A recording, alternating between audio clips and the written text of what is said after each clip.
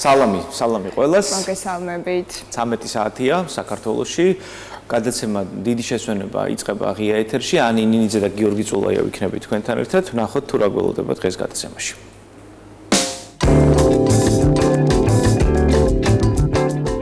დღეს დიდი შესვენების ეთერში ნახავთ. სპორტული მედიცინა და თანამედროვე მიღწევები. სტუმრად ოსტეოპათი, სენსეი კარატეში თევნა ლაფერაშვილი. ბათუმში 7 ივლისს მენტალურ არითმეტიკაში საერთაშორისო ჩემპიონატი გაიმართა. სტუმრად პედაგოგი ინგა ნოდია, გიგა ჯღამაია და კატო კალანდია. ქუშის ფეხბურთის ჩემპიონატი ბათუმში. სტუმრად ქუშის ფეხბურთის საქართველოს ნაკრების მწვრთნელის ასისტენტი ზურა მჭედლიძე და აჭარის ქუშის ფეხბურთის ფედერაციის პრეზიდენტი ჯაბა ჭანტურია. და ბოლოს, დღეს მოდის დღეა. ახალგაზრდა დიზაინერები. თემაზე ვრცლად ისაუბრებს დიზაინერი გელა მოწყობილი.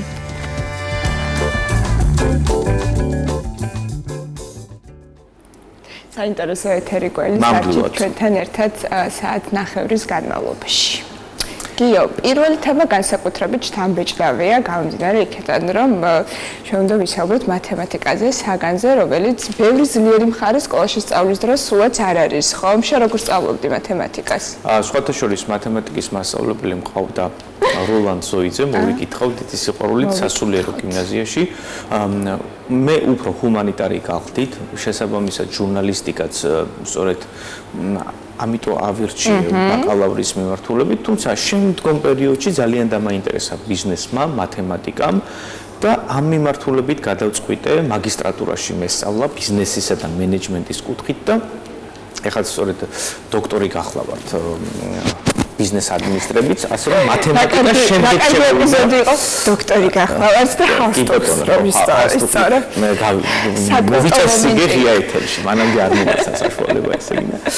ხო, მათემატიკა, როგორც ამბობენ, არის მიმართულება, რომელიც ყოველთვის ადამიანს ამყოფებს ფორმაში. ციფრები, ეს გახლავთ ისეთი მოვლენა, რომელიც თქვენს ტვინს არ აძლევს მოდუნების საშუალებას. თუმცა ყოველთვის მიკვირდა, რატომ არ გაიცემოდა ნობელის პრემია მათემატიკაში. თითქოს დაარსებობს მოსაზრება, რომ ამას აქვს თავისი სიმბოლური დატვირთვა, რომ თითქოს მათემატიკოსმა ასწავნა, ესე იგი სატრფო თავად ნობელს და აქედან გამომდინარე მან არ მოისურვა მათემატიკაში ყოფილიყო ეს უმაღლესი ჯილდო, რომელიც კაცობრიობას დღეს აქვს.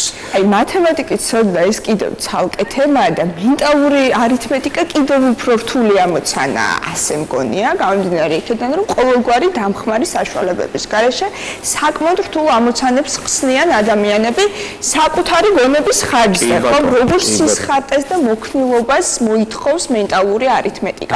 შეგვიძლია ჩვენი სტუმრები წარმოადგინოთ და ოლიმპიადაზე ვისაუბროთ ვრცლად. ეს იგი ინგა ნოდია პედაგოგი შემოგვიერთდება გიგი ჯღამაიასთან და კატო კალანდიასთან ერთად. მოგბრძანდით ჩვენო სტუმრებო. კატო და გიგი ჩემპიონები არიან მენტალური არითმეტიკის ოლიმპიადაში და ახლა ისინი წარმოდგენილნი არიან აი პრიზებით. შემოგბრძანდით. ძალიან მოგზაურებული სტუმრები ყავს. მოგბრძანდით. თამამად მოგესალმებით. გამარჯობა. თასია. დაბრძანდით. აი, ქალბატონ ინგას დავიწყოთ. სერტიფიკატი კატო. დაბრძანდით ქალბატონო ინგა. მოგვიყევით აი ამ ჩემპიონატის შესახებ, რომელიც მოიცავს მენტალურ არითმეტიკაში შეჯიბრს. ყურადღებით მოგისმენთ. მადლობა მოწვევისთვის. ძალიან მნიშვნელოვანი რაღაცა ჩავატარეთ ჩვენ. ეს იყო ძალიან დიდი ღონისძიება.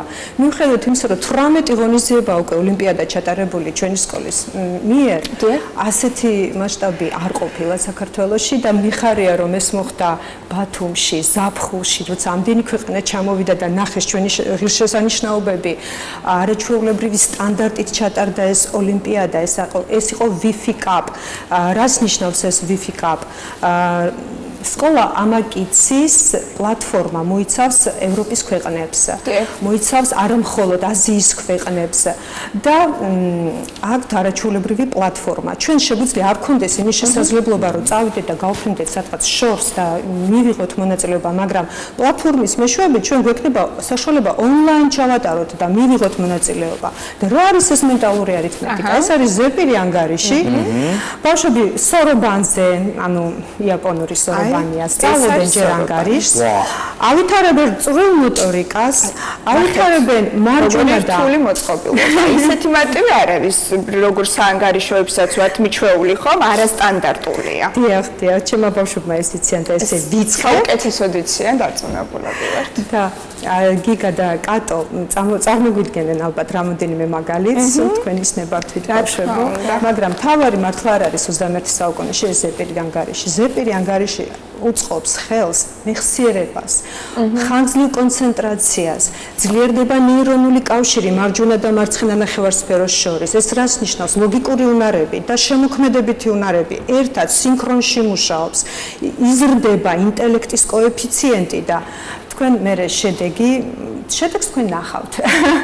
და წარმოიდგინეთ, რომ ასეთი პატარა ქვეყანა, როგორიც არის საქართველო და მადლობა ბათუმს, მადლობა პირველ საჯარო სკოლას, ქალბატონ ნატალია მგელაძეს, რომელიც უკვე 7 წელია არის ჩვენი პარტნიორი და გვიხმარება და ხელს გვიწყობს. ოღონდ ჩვენ გამოვზარდოთ ბავშვები და მართლა ეს ზაფხულის სკოლას გვიწყობდა ხელს, რომ ყოველდღე ქონოდა ესეთი ვარჯიში, როცა ბევრი ქვეყანაა, ბევრი მონაწილეა და ჩვენ ქართველები ცოტანი ვართ. თუ ქართველი იგებს, ეს იმას ნიშნავს, რომ მართლა ძალიან ძლიერი უნდა იყოს და ანუ ტალანტების საბადო ვართ, ესე რომ ვთქვათ. მე ჯერადამ წამს და მეგონი ფაქტია. რა მაინტერესებს, სანამ ჩვენს ჩემპიონებთან გადავინაცვლებთ ხომ და გამოვიანგარიშებთ რთულ მაგალითებს, რა უნარებს უნდა ფლობდეს მოსწავლე იმისთვის, რომ კარგად დაეუფლოს მენტალურ არითმეტიკას? ამ შემთხვევაში რაღაცა განსაკუთრებულ ნიჭზე ვსაუბრობთ თუ ნებისმიერ მსურველს შეუძლია ამის გაკეთება თუ მოინდომებს? ჩვენ მოდით ვისაუბროთ ტიპიურ განვითარებაზე ჯერ. კარგით, იმიტომ რომ მე ვითხოვ რას 5 წლიდან 0-დან 9-მდე უნდა ცნობდეს რიცხვს. დანარჩენი ეს არის უკვე ჩვენი საქმე, ჩვენი პროფესიონალიზმი, მეთოდი, დავალებების ხარისხი და რაოდენობა. თუ ბავშვი არის მაღალფუნქციური აუტისტური სპექტრის, ანუ სხვა სირთულეები აქვს და გვჭირდება სხვანაირი მიდგომები ბავშვებთან, რა თქმა უნდა, წინასწარ ხდება დიაგნოსტიკა, ვაკვირდებით ბავშვს. მე ბავშვისთვის ეს ემოციურად არ უნდა იყოს დამრჩგუნველი. თუ ბავშვს ხარია, ხო, ანუ რა არის ეს იაპონური მეთოდი? პატარა ნაბიჯებით დიდი მწვერვალის, მაღალი მწვერვალები გვინდა ჩვენ, მაგრამ ყველა ბავშვი არის ინდივიდუალური, არასოდეს არ პირდები მე მშობელს რომ რაღაცა აიღებს თას. ამას შრომა უნდა. ყოველდღე 15-20 წუთი უნდა ვივარჯიშოთ. ყოველ დღე, ანუ იაპონურად, ცოტა და ხარისხიანად. მაშინ მართლა გვაქვს შედეგი. ბავშვებო, აბა გვაჩვენეთ თქვენი მედლები. აჩვენეთ ტელემაყურებელს, რეჟისორსაც ვთხოვთ. ამბოჩტავი მედლებია. საოცარია, ხო? ესე იგი, კატო და გიგა. მოგვიყევით თქვენ ჩემკენ გამოიწეთ ცოტა უფრო კომფორტულად დასხდეთ. თქვენი შტაბეშტილებები გაგვიზიარეთ, როგორი იყო ტურნირში მონაწილეობა, კონკურენტებს როგორ შეაფასებდით, საინტერესო, მოდი თქვენგან დავიწყოთ კატო. აი ძალიან გახარებული ვიყავი, იმხელა ემოცია მქონდა, ძალიან კარგი იყო. მე კატო როგორ კატოსთვის ეს პირველი იყო. პირველი ინტერვიუა კატოსთვის, ისე პირველად ხარ ტელევიზიაში, ისე თამამი და თავისუფალი ხარ, ამით ბევრ მაგალითს მისცემ შენს თანატოლებს. კატო, იცი კიდევ რა მოგვიყევი, სანამ გადავინაცვლებთ გიგასთან? თვითონ როგორ გამოიყურებოდა ეს შეჯიბრი, როგორ იყო, ორნი ეჯიბრებოდით, შემდგომ ახალ ტურში გადადიოდით, თუ აი როგორი იყო ეს პროცესი? ერთ კლასში იყო ყველანი და ვაკეთებდით მენტალურად ყველაფერს და იქ ეწერა დრო. იქ ეწერა და ამ დროში უნდა გამოგიანგარიშებინა საკმაოდ რთული თავსატეხი დარწმუნებული ვარ. გიგა მოგვიყევი აბა ამ ემოციებზე. ალბათ ხელავდი თუ არა? მეც რა თქმა უნდა ოდნავ ხელავდი, ძალიან კარგი იყო, თან ეს უბრალოდ ოლიმპიადა არისო და ძალიან გახარებული ვიყავი, რომ მივიღე ამ ტურნირზე მონაწილეობა და ავიღე პირველი ადგილი. კატო, აი როდის მიხვდი, რომ კონკრეტულად მენტალური არითმეტიკა გაინტერესებს ძალიან? ეს მათემატიკა სულ გიყვარდა და იმიტომ? დიახ, იმიტომ რომ სულ პირველად დამაინტერესა, ხელებით როგორ ანგარიშობენ, ისე დამაინტერესა. მე ვთხარი ჩემს დედას, რომ ხო შემიყვანე ამ მენტალურ ართმატიკას. და დედამაც გაითვალისწინა კატოს თხოვნა. ახლა კი გადმოგაწოდებ მოწყობილობას საანგარიშოს და უკვე პედაგოგიკურ კითხავს ალბათ შეკითხვებს ხო და ვიანგარიშო. კი ბატონო, მენტალურად გვინდოდა ჩვენ და სანამ მე ხომ მოვამზადებ ამ მანამდე გითხარით სანამ ესე კი ჩვენი პედაგოგი ქალბატონი ინგა მოამზადებს სავარჯიშოებს ახალი მეგობრები თუ შეიძინეთ ჩემპიონატის ფარგლებში საინტერესოა. კი 3 მეგობარი ან 4 მეგობარი კი შევიძინე და მეოთხე აი გიგა მეოთხე ეს ფილიალებია ქობულეთიდან გახლავთ კატო გიგარის თბილისიდან და ქართველები უფრო მჭიდროდ ვიყავით და შემატკივრობდით ერთმანეთს. კი, ეს არის ერთ-ერთი კიდევ სარგებელი და ბენეფიტი მსგავსი სახის შეჯიბრებების, გარდა იმისა, რომ ერთმანეთს ეჯიბრებით და ამით იზრდებით და იწვრთნებით, თან მეგობრებსაც იწენთ, ხომ? ძალიან სასიამოვნოა. გისმენგიო? შეგვიძლიაო. შეგვიძლია კატოსთვის მოვამზადე ახლა. მე გახლავთ ხელმძღვანელი, მე არ მინდა დაუკარგო შრომა ჩემ თამილამ მასწავლებელს, თამილამ ჭედლიძე ზრდის, ახლა ვთქვათ ესე ჩემს პატარა ჩემპიონს. დავიწყოთ კატო, არ ნერვიულობ, თუ გინდა სორობანი, თუ და მენტალურად. 19-ს მივუმატოთ 22, მივუმატოთ 11, მივუმატოთ 14, გამოვაკლოთ 21. კატოვა ჩვენოთ თუ შეიძლება. გამოვაკლოთ 33, მივუმატოთ 19. მივუმატოთ 18, მივუმატოთ 23, მივუმატოთ 18. 90. მე უფრო ვინერვული, იმიტომ რომ პირველი ეთერია და მე ამას ვერ გაუძლებ. თუ შეიძლება ანა, გიგაზე მინდა გადასვლა. ნამდვილად საოცარია. კალკულატორიდანაც ესე გამოჩნდა. ეს პირდაპირ მაინც ხო ემოცია, მით უმეტეს საქმე ჩაყრილი მაქვს, ბევრი მაგალითი და წარმოუდგენელია ახლა ჩემთვის. ბავშვს რო შეშალოს არ ჭირდება ამას უბრალოდ ვაკეთებთ იმისთვის, რომ სიამოვნება მიიღოს ბავშვებმა და მაყურებელმა ამ ნიჭიერი თაობით, რომელიც წარსდგა მათ წინაშე. ეხლა გიგაზეც უწევ, გიგა უფრო მაღალი დონეა და ამიტომ გამრავლება გაყოლდა. დარწმუნებული ვარ, ორივე შესანიშნავად გართმევს ხოლმე თავს ყველაფერს. კი ბატონო. 845 გავამრავლოთ 8-ზე.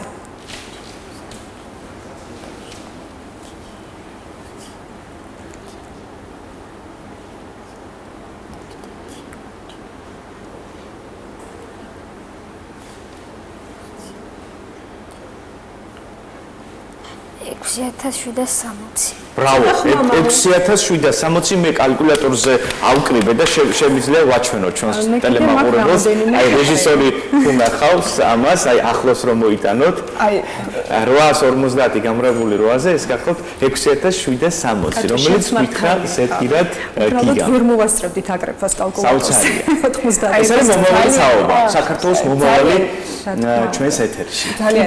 დიდი მადლობა. ძალიან საინტერესო რომ ჩვენ ძალიან ბევრი გვაკვირდებოდა, ძალიან ბევრი გვაკვირდებოდა და მე მგონი მივიღეთ, ვიშრომეთ იმდენი რომ დავიმსახურეთ ნოემბერში მსოფლიო ოლიმპიადა და მე ყველანაირად მექნება ხელშეწყობა უამრავი ქვეყნისა, იმიტომ რომ დაინახეს სტანდარტი, დაინახეს ბავშვების მზაობა, ორგანიზაცია, რამდენად კარგად იყო ეს ყველაფერი მოწყობილი და ვიწევ ჩემს ქართულ სპონსორებს. რაც უფრო მეტი სპონსორი იქნება ჩართული ამ დიდ საქმეში, უფრო მეტი გახმაურება და რეზონანსი იქნება. მე არ ვითხოვ ფულს, არ ვითხოვ არაფერს. უბრალოდ ჩვენი ბრენდებიც რომ წამოვიდეს წინ და გამოჩნდეს სოფლიო ასპარეზზე ქართული კომპანიები, თავიდან ბოლომდე ქართულ საქმეს უწყობთ ხელს და შემოგვერთით ბიზნესის სექტორი. ჩემი თხოვნა. ეს ადამიანები მომავალი მმართველები არიან ჩვენი ეკონომიკის. ინვესტიცია აუცილებელია ზოგადად ყველა სფეროში, იმიტომ რომ ფაქტობრივად ელჩები იქნებიან ჩვენი ქვეყნიდან უკვე მსოფლიო ოლიმპიადაზე. აუცილებლად უნდა კითხო, კატომ გადააწოდა ეს ფანქარი გიგის სამანგარიშ დაიწყებდა. რა დატვირთვა აქვს აი ამ ფანქარს მომიყევი კატო? ფანქარს გადატვირთვა ასე გავაკეთებ და ასე ეზამთ, იმიტომ რომ ეს აბაკუსი ასე შეგვიძლია დავეკავოთ, ანუ ასე ვიმახსოვრებთ და ვაკეთებთ. და ეს გონებაში ხედავთ, აი გონებაში ვხედავთ. გონებაში ხედავთ აი ამ ანგარიშს ხო როგორ წერია და შემდგომ ერთნაირია ორივეს მეთოდიკა ერთნაირია ყველასე არის და როგორ ხსნით ხოლმე ამ მეთოდიკას საინტერესოებთ ძალიან რთულად გამოიყურება ახლა ალბათ ფანტაზიის უნარიც უნდა გქონდეს ადამიანს ვითარდება ფანტაზიის უნარი რაც გვჭირდება ჩვენ ინოვაციური ტექნოლოგიისთვის რაც გვჭირდება 21 საუკუნის გამოცდილებისთვის და გამოწვევებისთვის ნახეთ ეს არის ხელისორობანი მოდით უცებ გასწავლით აქ ვითომ ხაზია პასუხების. ეს არის 5 სეციური კოჭი. ეს 1 2 3 4. მოდით ახლა რაც მოდის აქ, ეს პასუხია. თუ ეს 5-ია, ეს რამდენი იქნება? 5 და 1. 6. ნახეთ? 6. 2 მივუმატოთ 2 გამოვაკლოთ 3 გამოვაკლოთ 1. მივუმატოთ 2 მივუმატოთ 2 მივუმატოთ 5 გამოვაკლოთ 6. გამოვაკლოთ 2 მივუმატოთ 6 მივუმატოთ 1 გამოვაკლოთ 7 მივუმატოთ 2 მივუმატოთ 1 მივუმატოთ 1 პასუხი 4. აი 4 ქვედა კოჭები საოცრება მე ხო პირდაპირ თუ შეიძლება სწრაფად ეს არის სწრაფი მასტერკლასი ნელათაც შემიძლია 2 მიუმატოს 2 სპერი მართლა აღარ მესმენთ აუცილებლად უნდა გკითხოთ ქაბეტოდო ინგა წლების განმავლობაში მათემატიკა როგორც საგანი ითვლებოდა ძალიან დამკლეულ საგნებს და პედაგოგებსაც უყვარდათ ესე ბავშვების გამორჩევა ხო ესეც რეალობაა რომ არაშენ არ გესმის მათემატიკა, აი ამას უფრო ესმის და ინვესტიციას თითქოს დებდნენ რაღაცა კონკრეტულ ბავშვებში და ვიღაცები ყურადღების მიღმა რჩებოდნენ და არა მათემატიკა დამხლელია, მაგას ჯობია რაღაცა ქართული ვისწავლან ისტორია. ახლა როგორია მიდგომები და მეთოდები პედაგოგები ზუსტად იმისთვის, რომ ყველასთვის თანაბრად საინტერესო იყოს ეს საგანი? ახლანდელი მე ვარ არაფორმალური განათლება, იმიტომ რომ მართლა რთულია, როცა ჩემს სახელს ვფრთხილდები და ბრენდს რას ნიშნავს ეს? მე მცირე ბავშვებთან კი მაქვს ბევრი ფილიალი, მაგრამ სკოლებში ალბათ გაცილებით რთული იქნება ამის მართვა საჯარო სკოლებში. თუმცა რა თავარი ჩვენი პრინციპი? პატარა ნაბიჯებით, დიდით არა. მარტივი ნაბიჯებით, დიდი მწვერვალისკენ. რეჟიმი პირველ რიგში 10 წუთი 10 წუთი ყოველ დღე. ვერ წარმოიდგენთ რამ ხელა შედეგს იძლევა. ის სუსტი ბავშვიც ახლა რატო ვამბობ სუსტი, შეიძლება ძლიერი იყოს მათემატიკაში. ახლა კიდევ რაზე უნდა მესაუბრა? რაღაც უპრეცედენტო შეხვედრა იყო ეს ჩვენი 7 ივლისი, იმიტომ რომ ჩვენ 2 ოლიმპიადა ჩავატარეთ, საერთაშორისო ოლიმპიადა ინგლისურ ენაშიც. და ოლიმპიადა რა არის, იცით? ჩვენ უწყობთ ხელს მოტივაციას, გაღვივებას. რამდენი ბავშვი განაცხადა მშობელთა, რომ მე ბოლომდე უნდა ვისწავლო, მე აქ მინდა ყოფნა. ეს იყო ზეიმი ფესტივალი და ინგლისური ენა ქართველებს საერთოდაც არ ვიჭირს. ახალთაობას მით უმეტეს და თავარია ვაგრძნობინოთ, რომ ბავშვი უნიკალური, რაღაცაში ძალიან ძლიერია. არ არის მნიშვნელობა ხა მათემატიკაშია თუ რამე სხვაში. იმ მათემატიკასაც უფრო თავდაჯერებულად შეხედავს. ჩემი შვილის მაგალითი ახლა გეხვეწები ნინიკო გამოდი მეთქი ნინო მარისწავლა მენტალური არითმეტიკა ნუ რაღაც დონემდე გავიდა და გამომიცხადა გუში მინდა ინგლისურიო ვინაიდან ძალიან მორცხვი გოგოა ვინაიდან ძალიან არ არის თავდაჭერებული ყველა საგანში ცოტა ისე მორცხვია არ ჯერა საკუთარი შესაძლებლობები და უცებ გაიჯერა რომ მე შევძლებოდე შენ რა ეჭვგეპარება ჩემშიო და აქ გადაპირველი ადგილი აიხო მე მჯერა რომ ის ახლა სექტემბერში რომ მივა მათემატიკაშიც უფრო თავდაჯერებული იქნებით რომ სტატუსი ჩემპიონი უკვე ბევრს ნიშნავს ხო იცით რა არის ესეც საინტერესო საკითხი ამაზე ბევრს სადისკუსიო თემა არის ზოგადად შეჯიბრებები და კონკურსები რაღაცა ნაწილი ამბობს რომ ესე ნუ შევაჯიბრებთ ბავშვებს იმიტომ რომ ყველა გამარჯვებულია და მთავარი არის სურვილი და ვინ იქნება პირველზე მეორის ნაკლები მნიშვნელობა აქვს რაღაც ნაწილი კი თვლის რომ კი საჭიროა იმიტომ ეს კონკურენციის განცდის გაღუება პატარა ასაკიდან უფრო რაღაცა ლიდერობისკენ მისწრაფულს ხდის ადამიანს ხო აი თქვენი აზრით რომელი მოცემულობა არის უფრო რელევანტი რომელი ყველაფერი უნდა იყოს ჯანსაღი და დაბალანსებული პირველ რიგში. არის ბავშვი, რომელსაც ჭირდება ეს მოტივაციისთვის, რომ იყოს რაღაცა შეჯიბრი და ზოგი არის, მაგალითად მე სადაც შეჯიბრია, იქ უბრალოდ არ მეკითხებ მონაწილეობას, მაგრამ მე უფრო შემოქმედებითი პიროვნება ვარ, უფრო შექმნა მინდა რაღაცის და ვიღაც არის პრაგმატული, რაციონალური და ცდილობს რომ ეს შედეგებით აჩვენოს თავისი აი რა გააკეთა თავისი წარმატება. ყველანი ვართ განსხვავებულები, მაგრამ სოფლიო, იცით რა, კანონები, სოფლიო კანონი ისეთია, რომ კონკურენცია, საბაზრო ეკონომიკა გვაქვს და ეს არავის არ გაუქმებია. ამიტომ ჩვენ ნელ-ნელა ადაპტაციისკენ უნდა მივიყვანოთ. ნელ-ნელა უნდა შევაჩვიოთ ბავშვი ამას და ეს უნდა მოხდეს ჯანსაღად, ფრთხილად და ახლა მაგალითად რაც ჩვენ გავაკეთებთ, 100 ყველასი იყო. медали ყველასი იყო.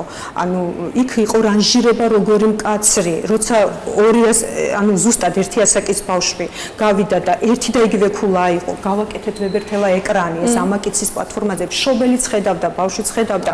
უძლიერესები ანზანი ქვია ამას უკვე ყველა რთული ფორმულა. ადგილზე დავითვალეთ და ვაჩვენეთ ვინ იყო მაგარზე მაგარი, მაგრამ იქ უკვე ვინც მივიდა და უბრალო ფინალისტი იყო, ისიც ვფიქრობ, რომ უკვე მაგარია. კი ბატონო. ცალსახად გეკითხებით. აუცილებლად უნდა გკითხოთ. კატო საყვარელი ხარ, კომფორტულად მოთავსდი ხარ. მზად იყავი აი დამარცხებისთვისაც? მე არ მეგონა პირველ ადგილს რომ მივიღებდი.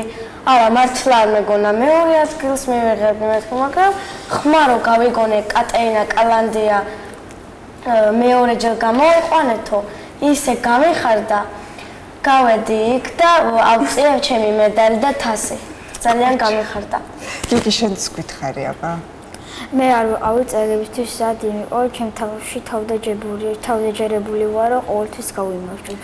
ხო, რა საინტერესოა. ანუ კატო არელო და გიგი კი მიზან მიმართულად პირველი ადგილისთვის იყო მზად. ესე რაღაც ადამიანური მოვლენები. გიგას გამოცდილება აქვს. ის იყო ბრუგეში, ბრუსელში, საერთაშორისო მსოფლიო ოლიმპიადაზე და ჩემპიონი, სუპერ ჩემპიონი გახდა, ჩემპიონების ჩემპიონი გახდა. სასწაულია ეს შედეგი, რაც ჩვენ მოგავაკეთეთ, უკვე მე არ ვახსენე ახლა რომ ზუსტად იქედან ჩვენ გადავწყვეტეთ რომ აქ პატარა საერთაშორისო გაგვეკეთებინა და ზუსტად ის მსოფლიო მინდა რომ საქართველოში ხა ნოემბერში ჩავატაროთ. გიგა არ ინერვიულებს რა თქმა უნდა. მოვიყევით რა გჭირდებათ ამისთვის. ამისთვის სჭირდება მზაობა ბავშვების, მშობლების. ჩვენ შრომას არ დავიშურებთ, არც ჩემი პარტნიორები და ჩემი სკოლები, სადაც ჩვენ სახელმწიფოს მხრიდან, კერძო სექტორის მხრიდან. თუ ვინმე დაგვეხმარება, მადლობას ვიტყვით, იმიტომ რომ ეს არის საერთო საქმე. ჩვენ ჩვენი ძალებით და რესურსებით ამას ვახერხებთ და ვაკეთებთ, დახმარება იქნება უკვე საქართველოს ღირსება. ეს იქნება მეტი რეზონანსი, მეტი მხარდაჭერა და მუდმივობა. ამასაც ხო აქვს მნიშვნელობა. ჩვენ ხო მარტო ჩემ სკოლაზე არ საუბრობთ, აქ ჩვენ საუბრობთ 4 სკოლა იყო საქართველოსდან წარმოდგენილი. ცოდნის კარი, სუმატო, ამაკიცი, მესამე ხა ღელად ვერ ვამბობ. კონკრეტულად მათემატიკური მიმართულებები აქვს. ყველა მენტალური არითმეტიკა იყო ეს. გასაგებია. რა კარგია რომ მომრავდა. ესეც მინდა გკითხოთ. ეს არ არის დახურული სივრცე, ეს არის ღია და ყველას ვეპატიჟებით. არაფორმალური განათლების მნიშვნელობაზე მინდა გკითხოთ, შევაჯამოთ, რაოდენ დიდი მნიშვნელობა აქვს მსგავს არაფორმალურ სასწავლებლებს სინთეზში უკვე ფორმალურ განათლების. მე ვფიქრობ, რომ ძალიან მნიშვნელოვანია. ეხლა სანამ ბავშვი პატარაა, ჩვენ უნდა მაქსიმალურად მოვსინჯოთ რა მოსწონს და რა არ მოსწონს, ხო? სკოლის ფორმატი ცოტა შეზღუდულია, ჩვენ იქ სერიოზული ცოდნა უნდა წამოიღოს სკოლიდან ბავშვმა, მაგრამ რაც შეეხება მუსიკას, ჭადრაკს, ზეპირანგარიშს, ტანვარჯიშს, ყველაფერს ხო ვერ ბადეში ხო ვერ ჩავსვამთ ჩვენ სკოლის ბადეში და ვიღაცა შეიძლება არ ყოფნის კვირაში ერთჯერ ეს ჭადრაკი და უნდა 5 ჯერ ბედნიერია. რატომ არ უნდა მიცეთ ბავშვს ამის შესაძლებლობა? ან ფორტეპიანო საოცრება. და მრავალი უნარი ვითარდება ამ შემთხვევაში და გვიხარია რომ წინა ფლანგზე წამოვიდა და ავანგარდში დგას უკვე არაფორმალური განათლება. ძალიან დიდი მადლობა პედაგოგ ინგანოდიას და მადლობა ამ არაჩვეულებრივ ახალგაზრდებს. უნებ წარმატებას გისურვებთ. მადლობა რომ იყავით ჩვენი სტუდიაში. ჩხამალია და კატერინა კალანდია. მე მუხს ვიდრე პრესიაში. დიდი მადლობა ბავშვებო, ანა, გიორგი, უღმესი მადლობა ასეთი თბილი დახვედრისთვის და იმედია კიდევ შევხვდებით. აუცილებლად ხშირად. მადლობა დეჟებთ ოლიმპიადაზე.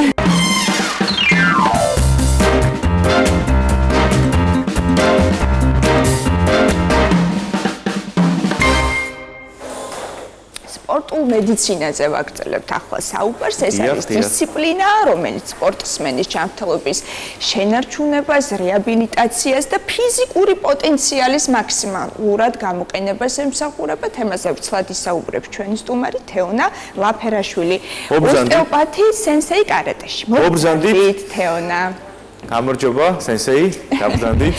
დაბრძანდით.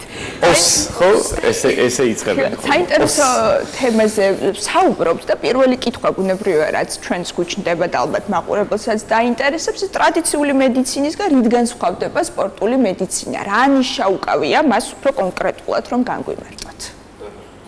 მოგესალმებით პირველ რიგში, მადლობა მოწვევისთვის.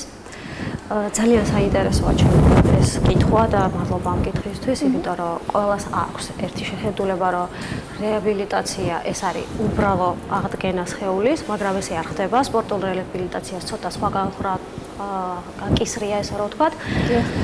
იმიტომ რომ სპორტსმენს სჭირდება სწრაფი რეაბილიტირება სპორტული ტრავმების შემდგომ.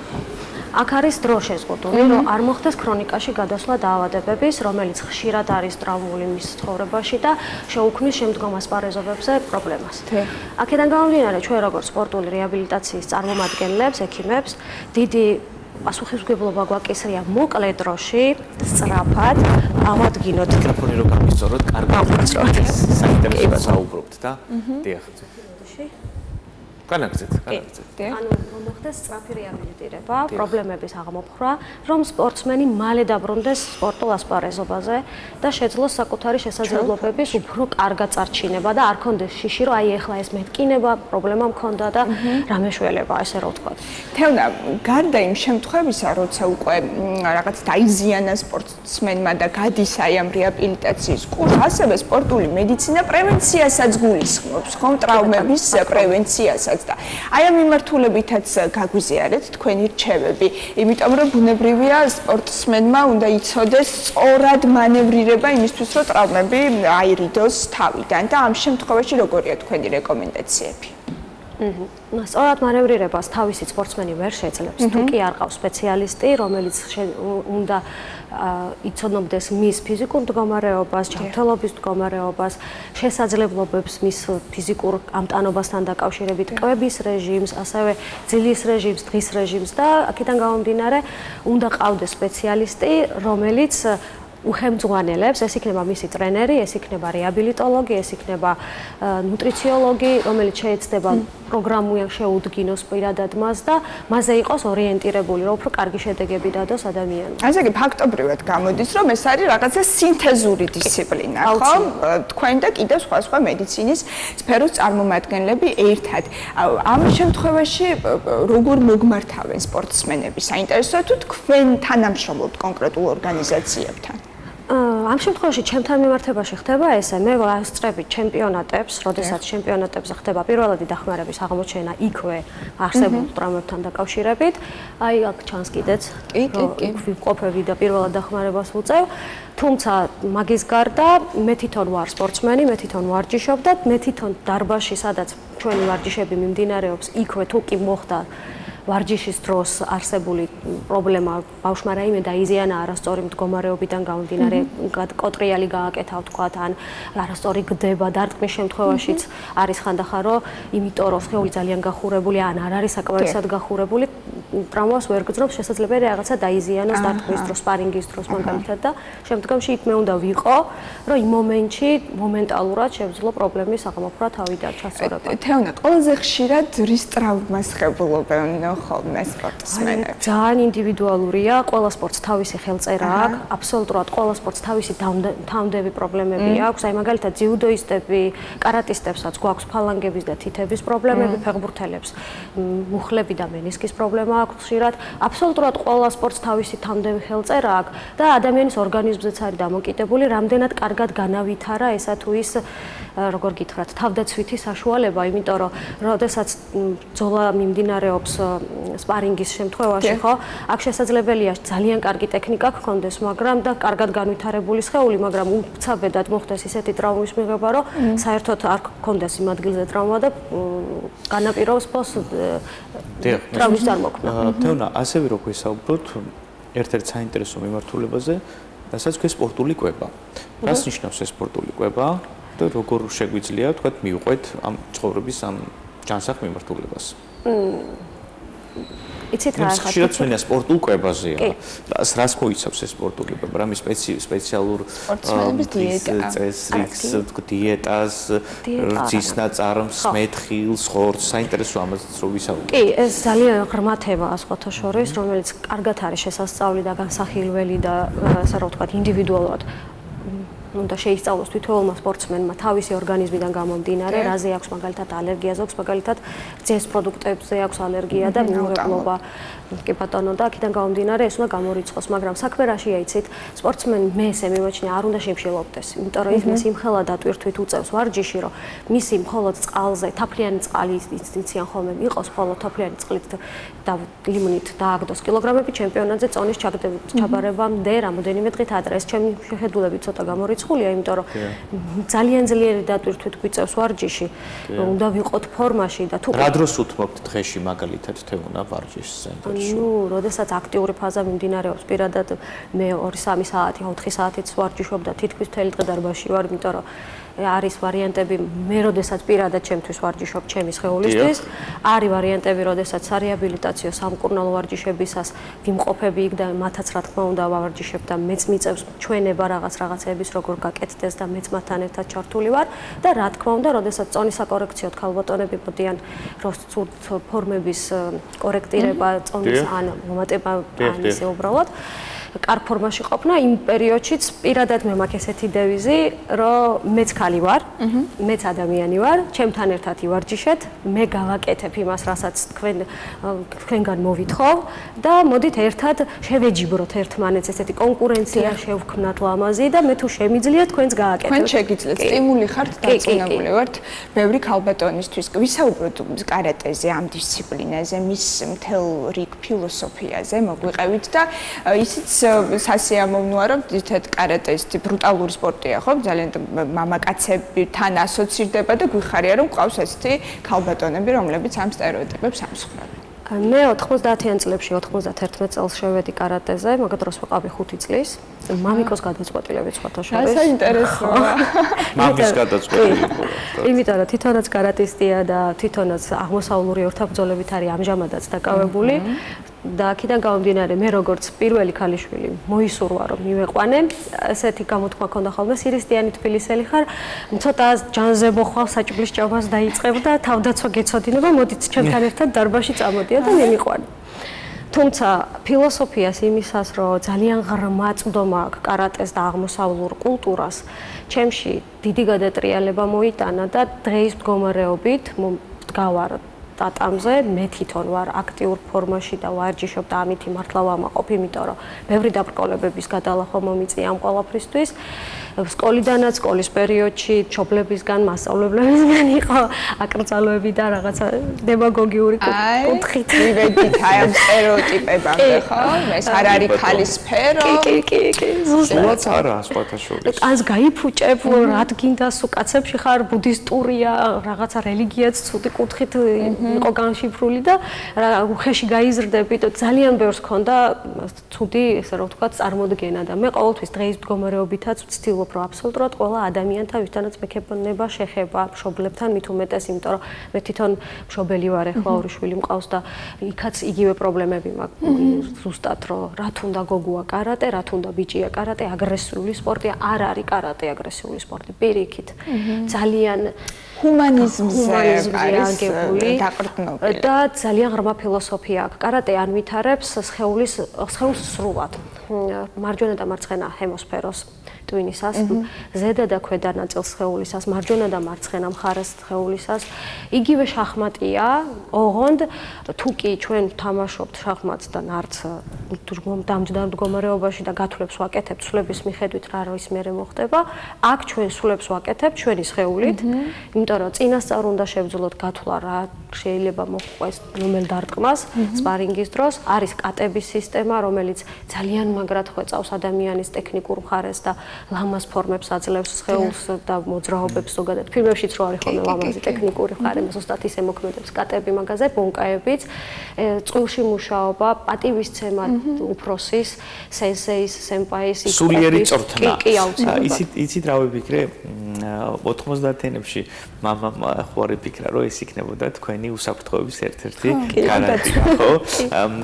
ხო არ გამოგიყენებიათ თავდაცვისთვის თქვენი საბრძოლო ხელოვნება. გაიხსენებთ ასეთ ფაქტებს? იყო ერთი ვარიანტი, მაგრამ რამდენად ღირს ახლა ეს ამბავი. თუმცა ყოფილა, ხო, დაგხმარებიათ თავდაცვაში მსგავსი ხელოვნება, რასაც ქვია კარატე. რას ურჩევდით აი ჩვენს თანამედროვე თანაქალაქელებს, გოგონებს განსაკუთრებით, ვინც თავს იკავებს სწორედ ამ სტერეოტიპების გამო, ხელი მოკიდოს სპორტის ამ შესანიშნავ სახეობას? მე მაგალითად ყველას ვუსურვებდი, რომ კარატით დაკავდეს. რატო? იმიტომ რომ თვითრწმენას გვმატებს თავდაჯერებულობას, სხეული არ იკუნთება და არ უშნოვდება, იმიტომ რომ ყველა სპორტს თავისი განმეორდები ხელწერა აქვს, რომელიც უცებ განასხვავებს სხვა სპორტისგან და ქმნის თავისებურ ფორმირებას აძლევს სხეულს და ქალის ფორმებს არ ცვლის, თუ კი სწორად ვარჯიშობ, რა თქმა უნდა. ეხა იმაზეც არის დამოკიდებული გენეტიკურად როგორი ფორმა აქვს, მაგრამ მაგას არ შევეხები ამ შემთხვევაში. თუმცა ის რომ არ გეტყობა ვიზუალურად რომ სპორტსმენი ხარ და ქალურად გამოიყურები რაღაცა ლამაზი მოხდენილი ხარ და ამ დროს თვით თავდაცვა შეგიძლია მოულოდნელად და რაღაცა შენი ძალის წარმოჩინება ეს ძალიან დიდ პრიორიტეტს გაძლევს როგორც ადამიანს და რაც თავარია მშობლებს მინდა ვურჩიო, იმიტომ რომ უმეტესად აქვთ ხოლმე მომენტი რომ აი ქალია და ცხვირპირს დაულეწავენ, უხეში იქნება, აქტიურად მოჩხუბარი გახდება, არავითარ შემთხვევაში პირიქით. ჩვენთან ყოველი ვარჯიშის ჩატარების დროს ხდება ესე რომ ვთქვა დამოწყვრა ბავშვის, რომ თუ კი შენ ფიზიკურად ვითარდები და ძლიერდები, დიდი ძალა დიდ პათოლოგიობას მოითხოვს და აქედან გამომდინარე ვალდებული ხარ შეეცადო რომ იყო ლოიალური იმ ხალხის მიმართ, ვინც არ ვარჯიშობს და არასდროს აქტიურად პირველი თავდასხმელი არ იყო. პირიქით კარატე არის თავდაცვა, თავდაცვა ცარიელი ხელით და უნდა ეს რა ვთქვათ მოძღვრება და თემატიკა შეინარჩუნდეს. ეს არის მორალი და მახსენდება ტარანტინოს ფილმი მოკალიბილი, სადაც გადის საამწუხნებს მთავარი პერსონაჟი სენსეისთან და გარდა იმისა, რომ ტექნიკას სწავლობს, ეს კაცი ცდილობს აუხსნას ეს მორალი, სიმშვიდე, შინაგანი სიმშვიდე, როდის უნდა გამოვიდეს წყობიდან, როგორ ანაირად და ყველაზე რთულ მანევრს როცა აკეთებს აი ამ რაღაცა ხის გატეხვას, აქაც მთავარი არის ნებისყოფა, რაც არ გვაქვს თითქოს ადამიანებს და ამაზე მუშაობთ განსაკუთრებით 21 საუკუნის ადამიანებს ძალიან სუსტრაფები გავხდით ტემპორიტმი დაჩქარდა ცხოვრების და აი ეს მოთმინება და ამტანობა რაოდენ მნიშვნელოვანია. თეონა თითქოს საბრძოლო აი ხელოვნებებში საკმაოდ მოწინავეა ჩვენი ქვეყანა, ხომ? სხვადასხვა სპორტის სახეობაში ვართ უკვე ავანგარდში, კარატეს მიმართულებით მსოფლიოში რა ადგილი უჭირავს საქართველოს? Ну, каратეს მოდი აქედან დავიწყებ, ორი მიმართულება არსებობს ესე რომ დავყორებ. ძალიან ბევრი სკოლები არის ტრადიციული, რა თქმა უნდა, ამას არ შევეხები, არის შიტორიუ, შოტოკანი, ვადორიუ, გოჯურიუ, კიუკუშინკაი და ასე შემდეგ. ეს პრინციპი დიდია, მაგრამ აი ესე ძალიან გასაგებენაზე რომ დიფერენცირება გავაკეთო, არის სპორტული, კლასიკური და არის სრული კონტაქტის, ესე რომ ვთქვათ, კიუკუშინკაი, რომელიც არის ძალიან ძლიერი სპორტი და მე ორივე მათგანთან მაქვს შეხება, როგორც არასპორტულთან, სპორტესა როგორც სპორტულთან, კლასიკურთან, ასევე იქ მაქვს მესამე დანი და შავი კამარი. სენსეის წოდება ის უბრალოდ იქ მაქვს მიღებული და კიუკუშინკაიში ეხლა გავდივარ შავ კამარზე, იმედია შევძლებ. იმიტომ რომ ზემატკივრო. ცოტა ესეთი ძლიერი სპორტია, სადაც სრული კონტაქტია გათიშვამდე, ესე რომ ვთქვათ, კუნთის გათიშვამდე. და ორივე სტილს აქვს თავისი ძალიან ლამაზი ესე რომ ვთქვათ ხელწერა და მოთხოვნილებაც დიდია. თუ კი გინდა იყო ძლიერი შემდგარი და წარმოსადეგი, მაშინ კიუკუშინკა, იმიტომ რომ ანგრევს და თუ კიდე იყო ლამაზად წარმოჩინებული და ესე რომ ვთქვათ ლამაზ ფორმებზე ორიენტირებული, რომელიც ქალს უხდება, მაშინ შიტორიუ და ის ახსენე თუ კუნთის გათიშვამდე და საკმაოდ ბრუტალურად ჟღერს, ხო? როგორ ემზადებით მსგავსი სახის შეჯიბრებებისთვის? იგივე თქვენ ახსენეთ თაფლიანი წყლის დალევა, ესე მომზადება, სპეციალური დიეტა. აი მაგალითად სპორტის სხვა სახეობებში ძალიან წონას ikლებენ ხოლმე და შემდგომ გადიან უკვე შეჯიბრებაზე და რაღაცა მიდგომები აქვს ყველა სპორტსმენს გააჩნია ბუნებრივ სპორტს. აი თქვენს შემთხვევაში ეს ენერგიის მოკრება და მომზადება როგორ ხდება, ეს რუტინა როგორი გაქვთ? ანუ როგორი რაღაცა იცით, ეს ინდივიდუალურია, ვის რამდენი პირადად ჩემზე გეკითხებით? მე კარგი ხანია ხა ჩემპიონატებზე აღარ გავსულვარ, იმიტომ რომ ჩემი ასაკი და ჩემი წონა არ შეესაბამება იმ მოთხოვნებს, რაც არის მაგალითად საერთაშორისო სტანდარტები. სამწვრთნელო მიმართულებით შემოიფარგლებით ამ ეტაპზე. ამ შემთხვევაში მე როგორც ტრენერი, როგორც მწვრთნელი, როგორც მცოდნე ამ სფეროში ცოტა უპროგრამატს ვაკუთხით, ბავშვებს ვეხმარები, ან თუნდაც ჩემს შვილებს, ან თუნდაც საკუთარ თავზე მუშაობ, მაგრამ როგორც ესეთი ჩემპიონატის წინა მზაობა არის დამოკიდებული იმაზე, თუ რა დონის წონა გაქვს დასაგდები ჩემპიონატის წინ. შეიძლება იყოს 2 კილო, 2 კილონახევარი, 5 კილოც ყოფილა, მაგრამ იშვიათად ეს თუ წვრთნელს სურს მაგ კატეგორიაში მოგახვედროს, მაშინ გიწევს ამაზე მუშაობა. არის კატეგორიები, როგორც აბსოლუტური, ისე რაღაც. თეონა, მოდი გითხარი, რა ასაკიდან შეუძლიათ მშობლებს გოგონები ან ვაჟები მოიყვანონ კარატეს ხელოვნების შესასწავლად? 5 წლიდან. 5 წლიდან. კი, უმეტესად ესე ვიტყოდი რა, ყოველთვის მშობელს ვეუბნები, როცა შეუძლია ბავშვს ეგრეთ წოდებული მოთხოვნის ბრძანების შესრულება.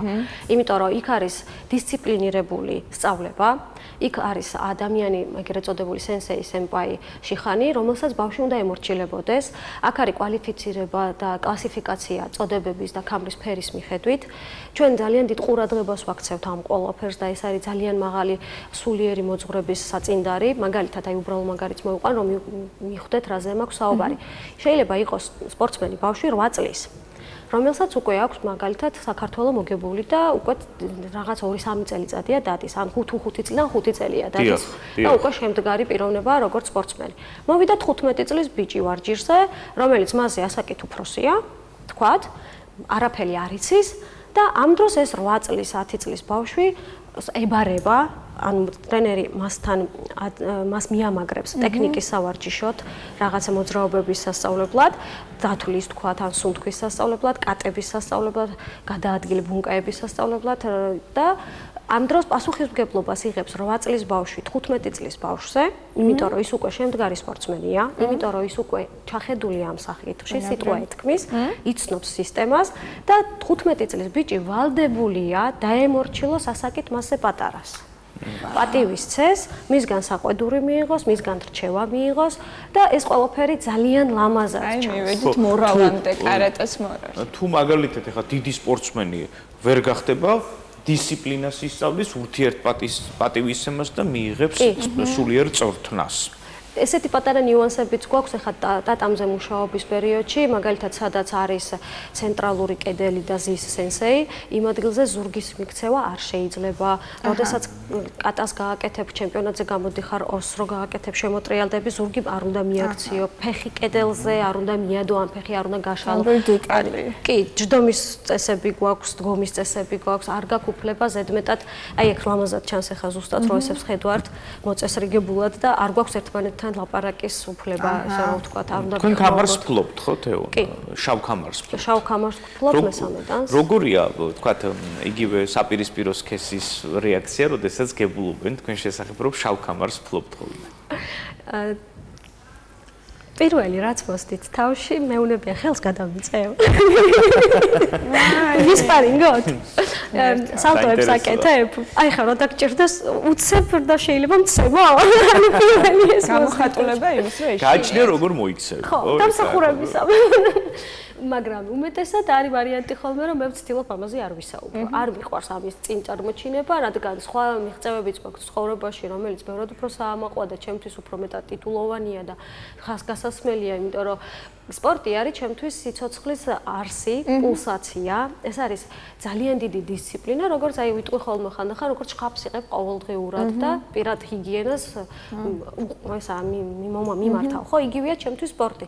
და მე არ შემიძლია დავყო, რომ აი მაგალითად რახან მუშაობ სადმე, ამიტომ სპორტს თავი უნდა დავანებო. იგივე ინსტიტუტში სწავლის პერიოდში, იგივე თბილისში ყოფნისას ჯანდაცვის სამინისტროში მუშაობდი, პირდაპირ სამინისტროდან მივდიოდი დარბაზში და იქ ვარჯიშობდი და ეს არ იყო ის ვარიანტი, რომ რახან მე აბიტურიენტი ვარ და ვთქვათ სხვა რამით ხარ დაკავებული, სპორტს უნდა დავანებო თავი. არა, პირიქით ეს იყო ჩემი მასტიმულირებელი საშუალება, რომელიც მაძლევდა ყოველთვის ყოფილიყავი გამორჩეულად ფორმაში, საკუთარი თავის შესწავლა შემეძლო, იმიტომ რომ ჩვენ დარბაზში ვებჯიბრებით არა ვინმე სხვას, ვინც ჩვენ კონკურენტად მიგვაჩნიათ, თუნდაც ასაკობრივად ან სქესის მიხედვით, რომ ეს გოგო ჩემზე ძლიერი არ იყოს, არამედ საკუთარ თავს. პირველ რიგში საკუთარ თავს. კი.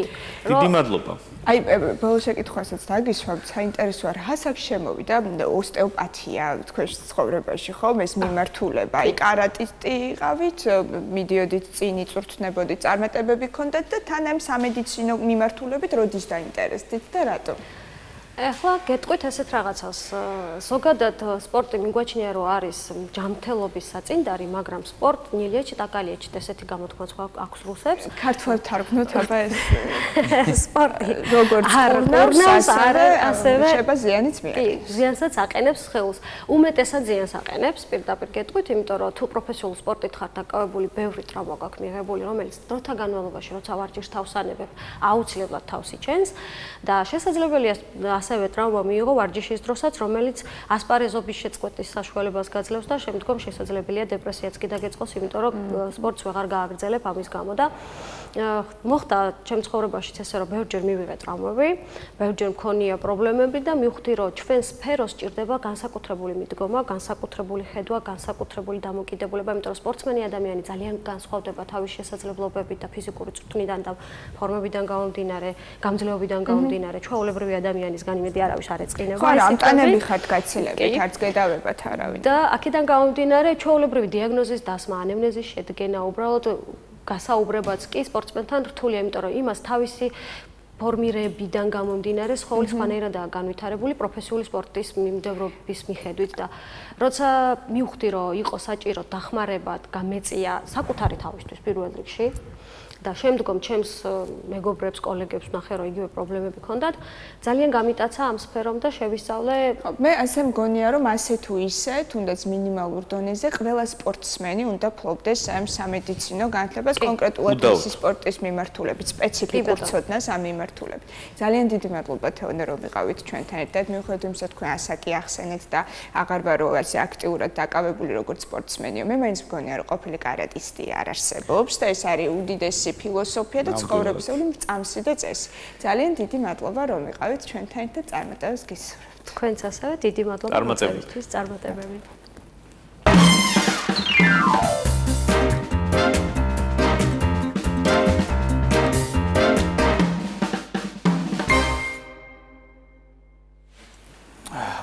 განმოგწობთ გადაცემას ბათუმში ჩემპიონატი ტარდება ქვიშის ფეხბურთში. ამ თემაზე უფრო ცვლად ვისაუბრებთ ჩვენ სტუმრებთან ერთად. ჯაბა ჭანტურია, ქვიშის ფეხბურთის ფედერაციის პრეზიდენტი და ზურა მიქელაძე, ქვიშის ფეხბურთის საქართველოს ნაკრების მწვრთნელის ასისტენტი. მობრძანდით ბატონებო.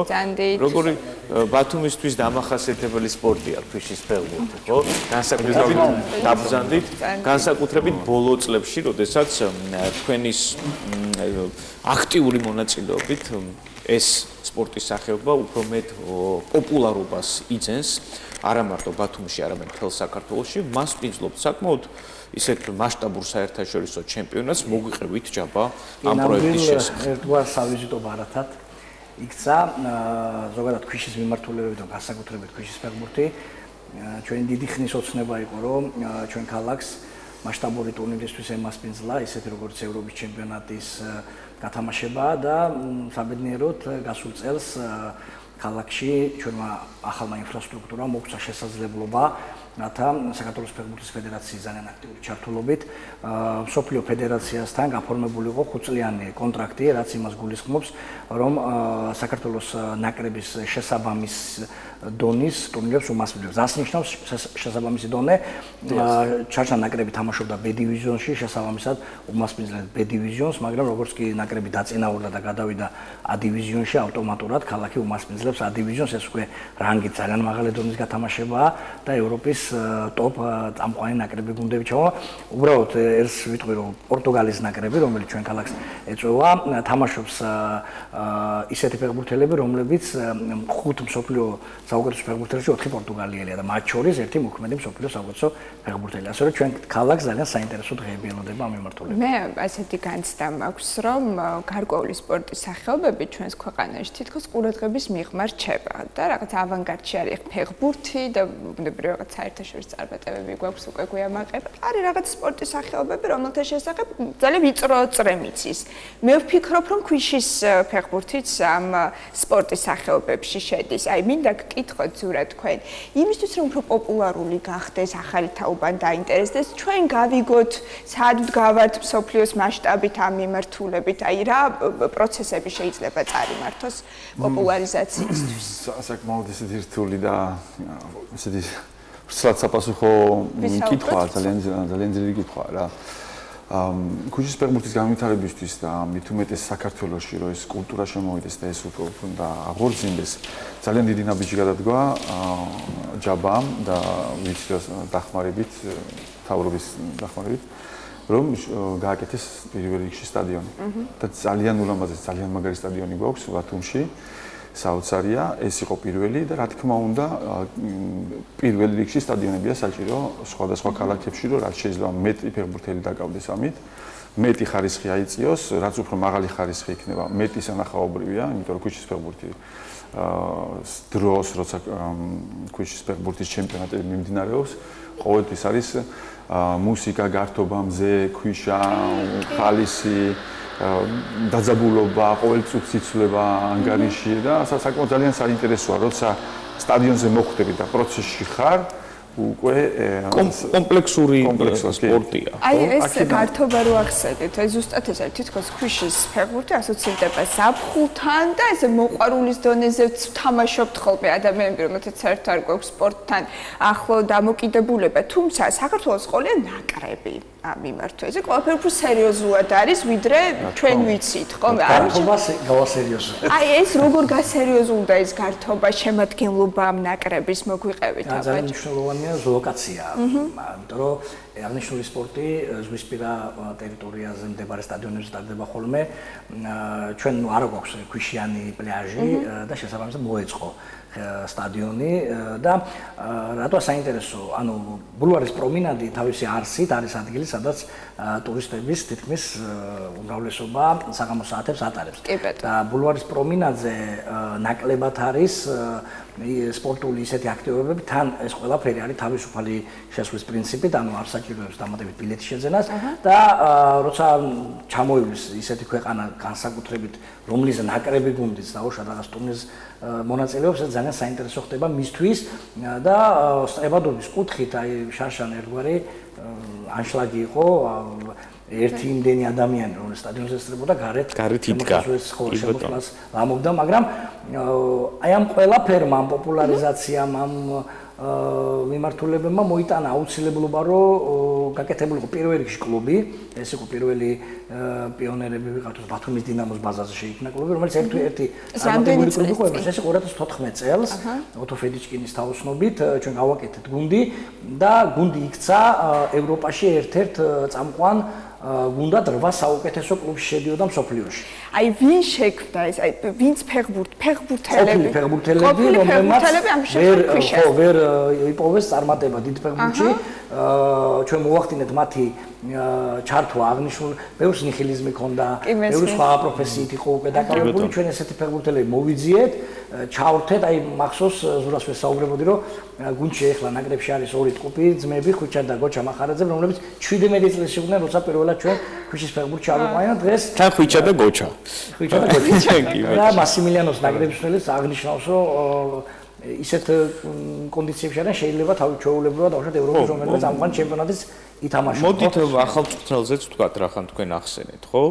აი ზუსტად ამ იტალიელი მთავარი მწვრთნელი ყავს საქართველოს ნაკრებს, როგორ მოხდა მისი შერჩევა? ამ კლუბის წარმატებამ ავტომატურად ნაკრების შექმნის იდეა გააჩინა, შეიქმნა ნაკრები, რომელმაც რაღაც გარკვეულ წარმატებას მიაღწია, ყველაზე დიდი წარმატება იყო გასულ წელს, როცა გუნდმა B დივიზიონიდან A დივიზიონში მოიპოვა თამაშის უფლება. ჩვენ მასიმილიანოსა დიდი ხნის მეგობრობა გვაქვს, 2014 წელს ეს იმყოფებოდა ბათუმში, ქვიშის ფეხბურთის საერთაშორისო კონფერენცია ჩავატარეთ, მაშინ ვიწყებდით განვითარების ძებს და ფაქტობრივად ვადევნებდით თვალყურს მის საქმიანობას. ბოლო წლებში ბოლო 4 წელია ის მუშაობს იტალიის ფეხბურთის ფედერაციაში მწვრთნელთა გადამზადების კურსების ხელმძღვანელია. ზურა გახავს ზურაც იტალიაში კი, ზურაც იტალიაში ცხოვრობს და საქმიანობს, როგორც ქვიშის ფეხბურთის მიმართულებით ასევე ბავშვთა ფეხბურთის მიმართულებით და ზურა იქნება მსმენელის ასისტენტი, ძალიან გამიხარდა, იმიტომ რომ მენტალურად ზურა კარგად იცის ქართველი სპორტსმენების თავისებურებები, შესაბამისად ეს ტანდემი ძალიან კარგად. აი ეს თავისებურებები რა არის ქართველი სპორტსმენების ზურა? რა თქმა უნდა ჩვენი კულტურა. ჩვენ ქართველების სხვანაირები ვართ რა ძალიან როგორ თქვა ემოციურებიც ვართ. ნუ იტალიელებსაც არ აკვირდით ემოცია, მაგრამ ცოტათი გავართ ხო იტალიაში? იმპულსურები ვართ. ნამდვილად გავართ, მაგრამ კულტურა. მაგალითად რა ხდება იცი? განსხვავება რა არის? იტალიელები რო ვარჯიშობენ და რო მუშაობენ მწვრთნელთან, ხო?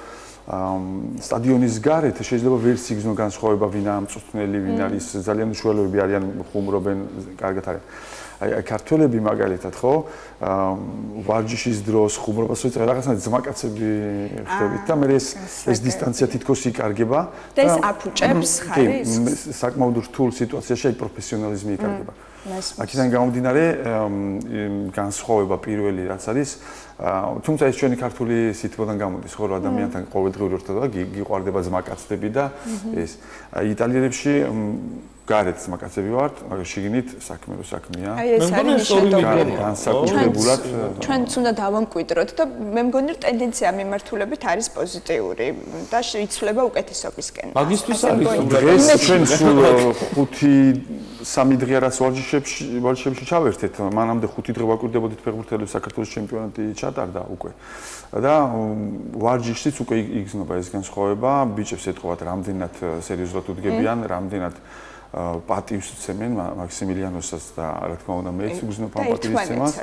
ეს კი, რა თქმა უნდა, არის საკმაოდ სერიოზული მიმართვები ერთმანეთში, ეთყობათ როგორი განწყობა აქვს, როგორი პროფესიონალიზმით მიუდგნენ უკვე და მე ეს ძალიან მომეწონა. მე როგორც ქართველი ჯავახი ვახსენა და ვიცი კულტურა ცოტა ამის მეშინოდა შეიძლებოდა რომ ცოტა მეტი დრო დაგჭირდებოდა ან უფრო სხვა საუბრები, მაგრამ ძალიან მცირე დროში შეძლო მაქსიმილიანმა ამის მიღწევა და საკმაოდ კარგი უკვე პროფესიონალური მიდგომა იგრძნობა ქართული ფეხბურთის. აი ეს მიდგომები როგორია მწვრთნელის საინტერესო, აი ტიპური ფეხბურთისგან რით განსხვავდება ქვიშის ფეხბურთის, იგივე ვარჯიშის პროცესი, მანევრირება, რა განსხვავება და მსგავსება ალბათ ბევრია, ხო? ნუ განსხვავება ზომებში, ქვიშა, მოედანი, სხვა სპორტია, სხვა ფეხბურთი კი ქვია, მაგრამ სხვანაირია. აი იტალიასთან რო შევადაროთ, საინტერესოა ზურა, როგორი დონეა იტალიაში და ჩვენთან მიმართებით რა გვაქვს ასწავლი, თქვა საინტერესოა.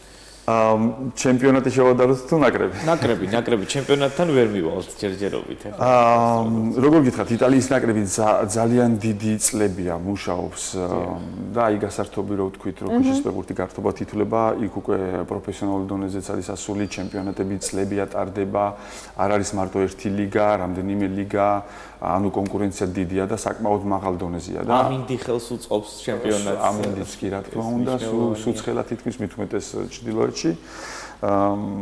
რა შანსები გვაქვს ჩვენ მაშინ ასე ვთქვათ წელს საქართველოს ნაკრებს? შანსები როგორ გითხრათ, A-დივიზიონში თამაში და შედარება A-დივიზიონის გუნდებთან ფეხბურთელების ცოტა რთულია, იმიტომ რომ ვიმეორებ, A-დივიზიონში ვინც თამაშობენ კლუბები, გუნდები, ნაკრებები, ხო? ყველას აი როგორც იტალია დავასახელე, ჩემპიონატები აქვს, დიდი წლის გამოცდილებები აქვს და ხარისხი დიდია. ასეთ გუნდებთან ჩვენ როგორც ჩვენ საქართველოს ნაკრები ცოტა შორს ვართ. თუმცა ალბათ მოუდინებიც ჯერ არ გვაქვს დიდი, ხო? რაციონალურად. ისეთი ხაზგასმით გამოყოფ ჯაბას მიდგომას ფეხბურთთან, თანდათან როგორ გაზარდეს და ზრდიან ინტერესს და ხარისხს ასევე, თანდათან როგორ განვითარდა ურთიერთობები და როგორ გადაწყვიტა რომ იტალიელი ესეთი სპეციალისტი, ძალიან ძლიერი სპეციალისტია, მასიმილიანო დეჩელისი, ჩამოეყვანა, დამერწმუნეთ ძალიან დიდ პრობლემთან იყო დაკავშირებული ეს ყველაფერი, მაგრამ ჯაბამ ეს შეძლო და დარწმუნებული ვართ რომ დეჩელისი თავის პროფესიონალიზმით, სოდნით, განვითარებით, ჩვენი დახმარებით საკმაოდ კარგ შედეგსაც დადებს. თუ ახლო მომავალში არა იმ ბაზას მაინც ჩაყრისოს დარწმუნებული ვარ ძალიან დიდი წარმატებებს მიაღწევს აუცილებლად ჩვენი საქართველოს ეროვნული ნაკრების ქვიშის ფეხბურთში. სამომავლო გეგმებზეც გვესაუბრეთ ჯაბა. ფაქტობრივად ზაფხული რომ დასრულდება, სპორტის ეს სახეობაც ისვენებს თუ როგორ ახდება? გეგმა როგორია ზამთრისთვის? ნუ ახლოსი გეგმა გვაქვს ის რომ როგორც აღნიშნეთ დიდი გამოწვევა გვაქვს ბათუმში 18-20 ივლისს ევროპის ჩემპიონატს უმასპინძლებთ. შემდეგ ის იქნება ფინალური ეტაპი საქართველოს ჩემპიონატის 29-31 აგვისტოს და შემდეგ უკვე ნაკრები გუნდი 7 სექტემბერს გაემგზავრება იტალიის ქალაქ ვიარეჯიოში, სადაც ჩატარდება ფინალური ეტაპი უკვე ევროპის ჩემპიონატის დასკვნითი ეტაპი, სადაც უნდა გადაწყვეტდეს ჩვენ შევინარჩუნებთ ადგილს A-დივიზიონში თუ გადავალთ ისევ B-დივიზიონში. პროგრამა მინიმუმი ჩვენი არის რომ შევინარჩუნოთ ადგილი და მე ვფიქრობ რომ ნაკრები გუნდს აღნიშნულ მცველებთან ერთად შესწევს ზალა რომ აღნიშნული შედეგი დავდოთ, მაგრამ მე მაინც გრძელვადი ამ პერსპექტივაში ვხედავ, იმიტომ რომ აღნიშნულ დღემდე რომ მოსულიყავით, მე მაგალითად დაახლოებით 15 წელი დავჭირდა.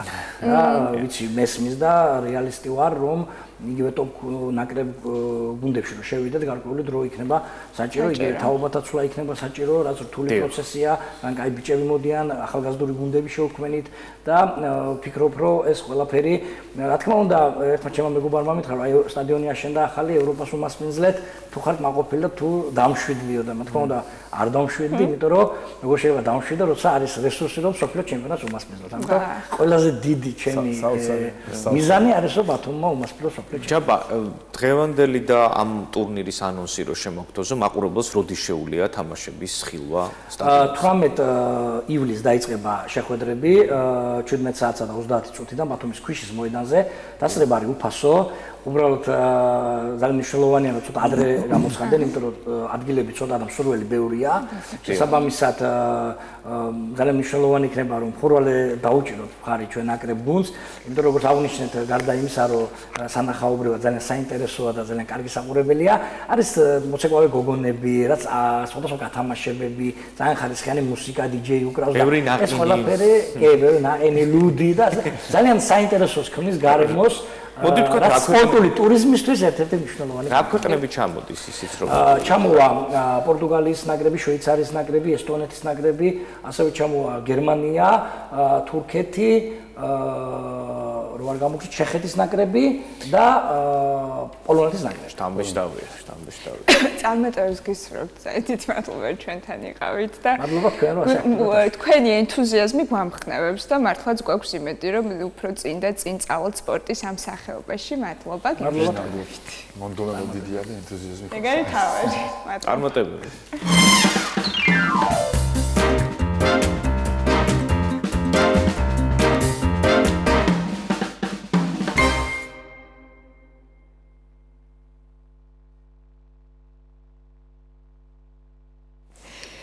მოგწანდით სტუმარი შემოვიდა სტუდიაში.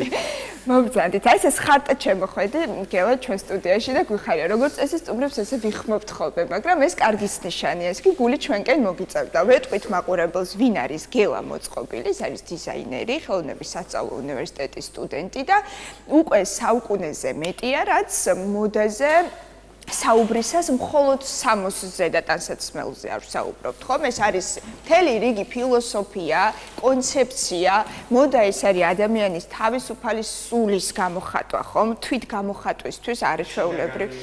კი, არეკლარი შინაგანი განცდების, ხო? მოგვიყევით, გელა, როდის დაინტერესდით ამ პროფესიით და თქვენთვის რას ნიშნავს ბუნებრივია 60-ის დიზაინერო? დიახ, პირველ რიგში მოგესალმებით თქვენს დამაყურებელს, ძალიან დიდი მადლობა რომ აქვს შანსი ესე თქვენთან ვისაუბროთ დამაყურებლებთანაც. ეს მოხდა პანდემიის პერიოდში, როდესაც ყველა ადამიანს, რა თქმა უნდა, უფრო მეტი დრო ჰქონდა, რომ საკუთარი თავი შეეცნო. აქედან გამომდინარე, მიდრეკილება უფრო ხატვისკენ ჰქონდა. და მოდი გავიღრმავებ მეთქი და გადავწყვიტე რომ მე სწავლა ხატვამ. თან ისე მოხდა რომ როდესაც ხელოვნების უნივერსიტეტში მივედი, როდესაც გავიკითხე რომ მეთქი ხატვის სწავლა მინდაო, თან მითხეს რომ არის ფაკულტეტიო 60-ის დიზაინიო და მეთქი ვაუ, ორი კომბო, ანუ განსაცმელი ძალიან მიყვარს, ანუ კარგად მიყვარს ჩაცმა და ხშირად მეუბნებოდნენ კომპლიმენტებს მაგასთან დაკავშირებით და მეთქი ანუ ორს ერთმანეთში შევათავსებ და თან აქედან გამომდინარე ეტაპობრივად უკვე მივხვდი რომ ჩემი 60, ანუ 60 ჩემთვის და მის დიზაინი უფრო მეც ნიშნავს ვიდრე სინამდვილეში. გელა 60 გვესაუბრება ადამიანის შესახებ, როგორ ფიქრობთ? კი, რა თქმა უნდა, მაგრამ არის კატეგორია ადამიანებს, რომლებსაც 60 უბრალოდ ფუნქციონალურობა სჭირდება. არის ადამიანები, როდესაც ფორმალურად იცმევენ რაღაც კონკრეტული ასპექტის სახით, ან ვიღაცას თავისუფლება უყვარს, ვიღაცას ფრიკულად უყვარს, ვიღაცას პრაქტიკულობა, ვიღაცას ყოველთვის კლასიკური სტილი, ვიღაცას კი ბატონო, ანუ ეს უფრო საკუთარი შინაგანი მდგომარეობიდან გამომდინარე მოდის, რადგან თქვენზე ვინ ახდენ შთაბეჭდილებას დღეს მოდის ინდუსტრიაში? ჩემზე ვინახდენ შთაბეჭდილებას, ესე კონკრეტული ვინმე არ არის უბრალოდ რო ვადევნებ თვალს, მოდა ვითარდება, ანუ მოდა ჩემთვის არ მხოლოდ ტანსაცმელია, ეს არის ვარცხნილობა, სტილი, ესე ვთქვათ, თლიანი ანუ ვიზუალური ესთეტიკა რაც არის. თლიანი ჰაბიტუსი კი ადამიანის. გელას საინტერესოა გვიყვარდეს ჩაცმა და ჩვენ თავს მოსავდეთ ეს კიდევ ცალკე ამბავია, მაგრამ ესე პრეტენზია და ამბიცია რომ მე უნდა ჩავაცვასყებს ეს კიდევ ცალკე სამუშაო საკითხია, ხო? თქვენს უკვე ბრენდი გაქვთ, ხო? თქვენი მიმართულება, თქვენი სტილი, მოგვიყევით როგორია, როგორ აღწერდით თქვენ სტილს? კი ბატონო, ანუ ჩემი ბრენდი არის ორიენტირებული ძირითადად ანუ ვიზუალურ ესთეტიკაზე, რა თქმა უნდა, ეს არის შეხების სახით, ანუ ადამიანი არა მხოლოდ ვიზუალურად უყურებს და გზნობს, არამედ ხელი შეხებით და ერთ-ერთი ის მომენტი მქონდა, როდესაც ჩემს ბრენდს ვქმნიდი, აი ადამიანებისთვის პირველ რიგში რა იქნება საინტერესო, შეხებით რას იგზნობს და ანუ მთლიანობაში, როდესაც ჩაიცვამს, ანუ რა შინაგანი განცდები ექნებოდა პარალელურად, როდესაც პროექტში მონაწილეობა დავიწყე, უფრო დავიწყე სოციალურად ფიქრი ამ ყველაფერზე და აი ამ პროექტზე მოგვიყევი, ეს იყო სოციალური პროექტი, დაფინანსება მოიპოვეთ რამდენიმე achievement-ის პროექტი იყო, Accelerator X ერქვა, გავიარეთ, ესე ვთქვათ, 9 სახის შეხვედრა, სადაც ტრენინგები მოგვიწყეს, უფრო კარგად გავიცანით რა იქნებოდა, ანუ როგორი სახით უნდა მიუდგეთ ზოგადად ბიზნეს და სოციალური ეს ტრენინგები ვინ ჩაგიტარეთ უცხოეთიდან გსტუმრობდნენ სტუმრები? ჩაგვიტარა ინგა გეგეშიძემ, ჩემი მენტორი იყო, ის სწავლობდა რა თქმა უნდა უცხოელებმა ასწავლეს და ტრენინგეს და ანუ ეს პროექტი ზოგადად უფრო დიდი ევროკავშირის პროექტი იყო, რაც გვაძლევდა საშუალებას, რომ საქართველოშიც უფრო მეტი განვითარება გქონებოდა. აი ქართულ მოდის ინდუსტრიაზე ვისაუბროთ, მოდით, ხო? ახალი თაობის წარმომადგენელი ბრძანდებით და ბუნებრივია პრეტენზია, ამბიცია და სურვილი გაქვთ, რომ დაიმკვიდროთ თქვენი თავი ავანგარდში და ყველას ეცვას თქვენი ბრენდი, ხო? აი რა გამოწვევებს აწყდებით უკვე? აი რა დაბრკოლებებს ხედავთ? ისი გადალახვაც ნიშანდობლივია. ალბათ პირველ რიგში ძალიან ბევრი ასპექტი არის, რაც უნდა გავითვალისწინოთ. მაგალითად, ანუ ის რესურსები, რომ ეს ბრენდი სწორად შეიქმნას, ის მარკეტინგული, ესე ვთქვათ, ხრიკები, როგორ მივაწოდოთ მომხმარებელს, თუ რას ვაკეთებთ და ძირითადად ეს არის ამჟამად ფინანსური ასპექტი, რომელიც ანუ ცოტა უკან ბოჭავს, ესე ვთქვათ, ბოჭავს, მაგრამ ყველაფერი ნულიდან, როდესაც იწყება, უკვე იმართება მთელი სისტემა, რაც გვაძლევს იმის საშუალებას, რომ უფრო მეტი განვითარება იყოს. აი, ქართული ორნამენტები, ძირითადად მე რაც მინდა, ეს არის ქართული ორნამენტები ნაქარგების სახით, ანუ აქტიური შეხება, შეხება რო იყოს, ვიზუალურადაც კარგად გამოიყურებოდეს. მეორე ასპექტი არის ბრაილი შრიფტი, რომელიც ზოგადად დაუფასებელი არის და ანუ სინათლო ადამიანებზე, ანუ თითქმის არავინ არ ზრუნავს. ეს მე მგონი არის ანტრეპრენუარი, არ მსმენია მსგავსი. კი, რაღაც მსგავსი არის და შეიძლება ამბიცია და პრეტენზიაც გქონდეს, რომ ინოვაცია. კი, საქართველოში მე პირადად არ მინახავს, რომ ანუ ესე ვთქვათ, ტაქტიკური შეხება. ეხები 60 და კითხულობ ფაქტობრივად, ხო? კი ბატონო, და ეს ეტაპები არის, რაც ნელ-ნელა ანუ ხდება და ეს სწრაფად ფიზიკურად შეუძლებელი არის რომ მოხდეს, მაგრამ ყველაფერს გავაკეთებ, რომ ანუ ქართული, ესე ვთქვათ, ორნამენტები თუ დიზაინები უფრო მეტად გავაცნო ხალხს და უფრო მეტი ყურადღება დავუთმოთ იმ შეზღუდულ ადამიანებს, რომლებსაც არ აქვს საშუალება, რომ ვიზუალურად აღიქვან ეს ყველაფერი. საინტერესოა მსოფლიო მოდაში ტენდენციები, რომელიც დღეს არსებობს, ხო? ერთ-ერთი ჩვენი თანამემამულე, რომელიც საკმაოდ წარმატებულად მოღვაწეობს მსოფლიო მოდის ინდუსტრიაში, გახალთ დემნა გვასალია, ხო? რომელიც ერთგვარი რევოლუცია მოახდინა ბალენსიაგაში და შემდეგ გადაინაცვლა უფრო კლასიკურ ბრენდში, როგორც არის გუჩი, ესე რომ ვთქვათ, ხო? ჩვენ ქართულ დიზაინერებს გვიხსნის გზას, ხო? მსგავსი წარმატება ჩვენი თანამემამულის მსოფლიო ასპარეზზე. დღეს ინტერნეტის ეპოქაში ვცხოვრობთ. თუ იყენებთ ხოლმე ონლაინ პლატფორმებს, სოციალურ ქსელს, ხელოვნურ ინტელექტს იმისათვის, რომ თქვენი სახელი გასცეს იგივე ჩვენს ქალაქს, საქართველოს და გაიცნოს უფრო მეტმა მომხმარებელმა, მით უმეტეს ინოვაციური მიდგომით გამოირჩევით, როცა ხელის შეხებით შესაძლოა ამა თუ იმ მომხმარებელმა გაიცნოს ორნამენტებით საქართველოს ისტორია. კი, რა თქმა უნდა, ვიყენებ ყველანო სოციალურ ქსელებს, ზოგადად ჩემი კონცეფცია იმაში მდგომარეობს, რომ მომხმარებელს აქვს რაიმე კონკრეტული მოთხოვნა, რომელსაც მიგზავნის მე სოციალურ ქსელში, მე ვამუშავებ მის შეკვეთას, ეს ფოტოსურათი იქნება, კონკრეტული რაიმე ნახატი იქნება, ბავშვის ნახატი იქნება რაღაც, მე გადავიტან სპეციალურ პროგრამაში, დავამუშავებ, შევთავხდები მას ფერთა გამას, სიდიდეს და მაგის მიხედვით უკვე მიდის უშუალო შრომა, ესე ვთქვათ, რომელსაც სჭირდება დრო. ეს კონცეფცია მდგომარეობს ჩემში, რომ ინდივიდუალიზმი არის ყველა ადამიანში ძირითადი. ანუ არა მხოლოდ ნაქარგს გვქვით, არამედ ადამიანის ისტორიას და შინაგან განცდებს. საინტერესოა ბუდიშიანი დიზაინის მიმართულებით თუ მუშაობთ. მე ვგულისხმობ სახლის დიზაინი, ოფისის დიზაინი, ამ კუთხით საინტერესოა. მე ვმუშაობ მხოლოდ ტექსტილის ნაკეთობებს. კი, ჩემი უშუალო მიმართულება ტექსტილი. გელა, ასევე საინტერესოა ხოლმე სასწავლო უნივერსიტეტი ვახსენეთ, ხომ და ეს რაღაცა პროფესიული განათლების მიღება ნიშანდობლივია. თუმცა მაინც მგონია, რომ ეს რაღაცა ნიჭი და აღქმაც ინდივიდუალური უნდა ჰქონდეს ადამიანს და ამ ორივე სინთეზი უნდა იყოს.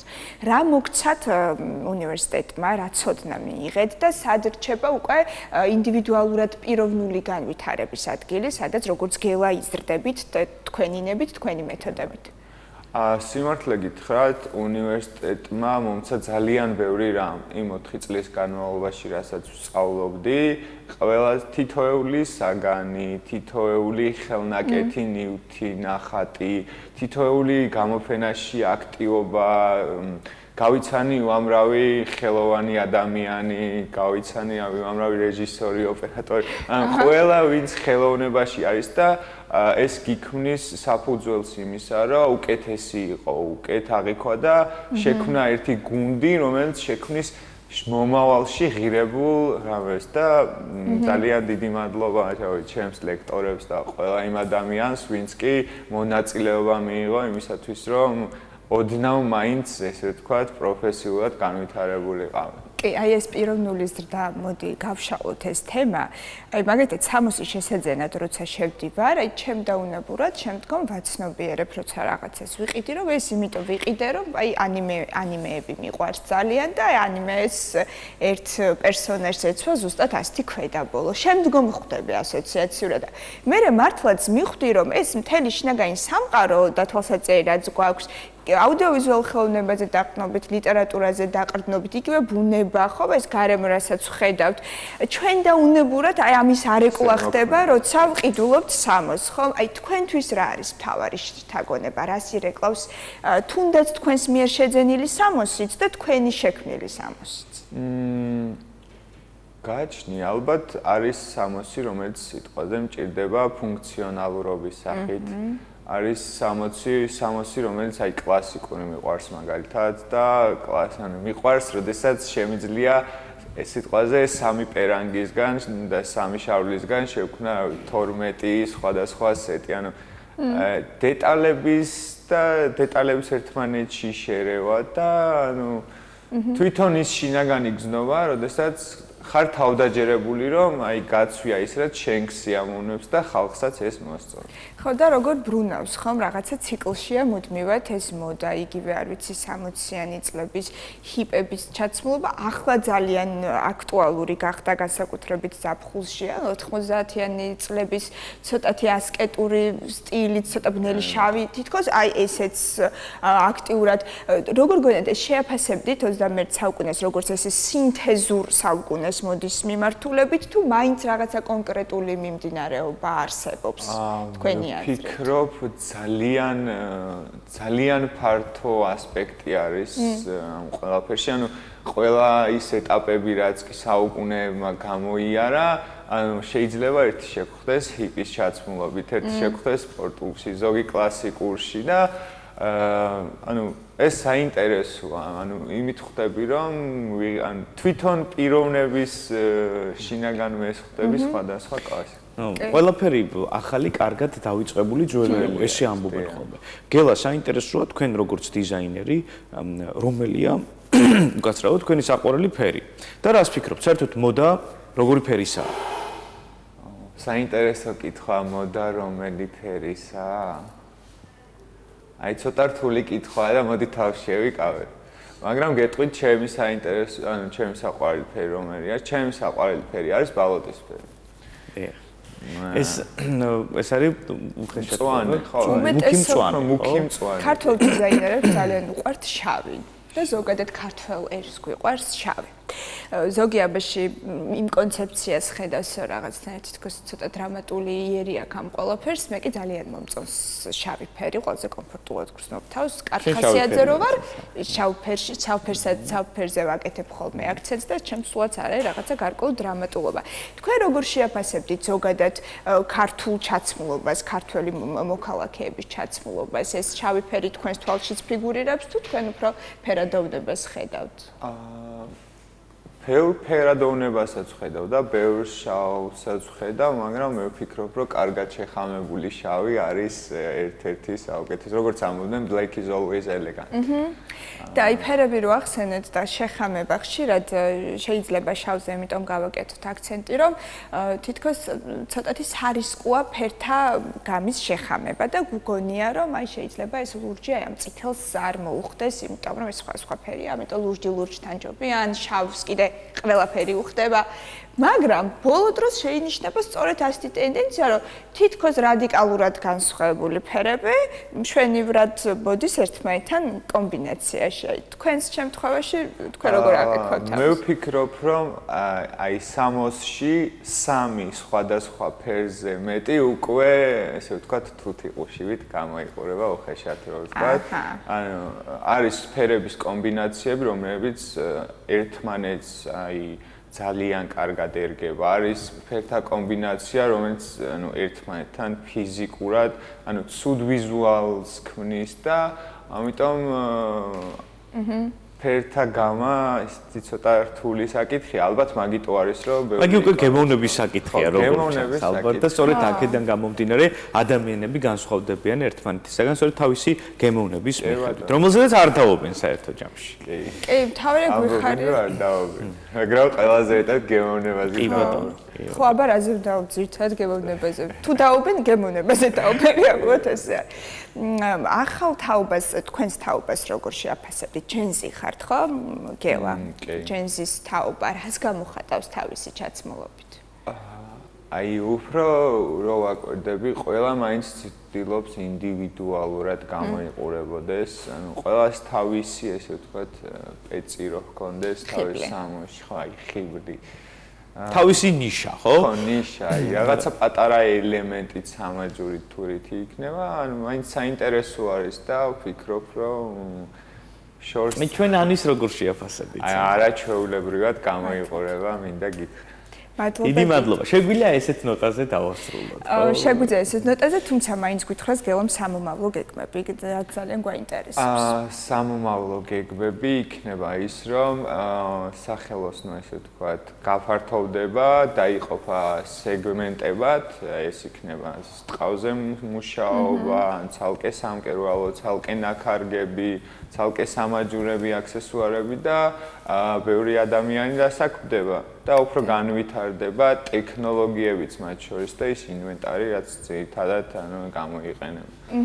და ასევე საინტერესოა ის სპონსორების მოძიება, ფინანსური მხარე ახსენეთ და ჩვენ ხვდებით, რომ რაღაც მომენტში, როცა ვსაუბრობთ სერიოზულ ბაზარზე გასვლაზე და დიდი კოლექციის შექმნაზე, აქ ფინანსური მხარე აუცილებელია.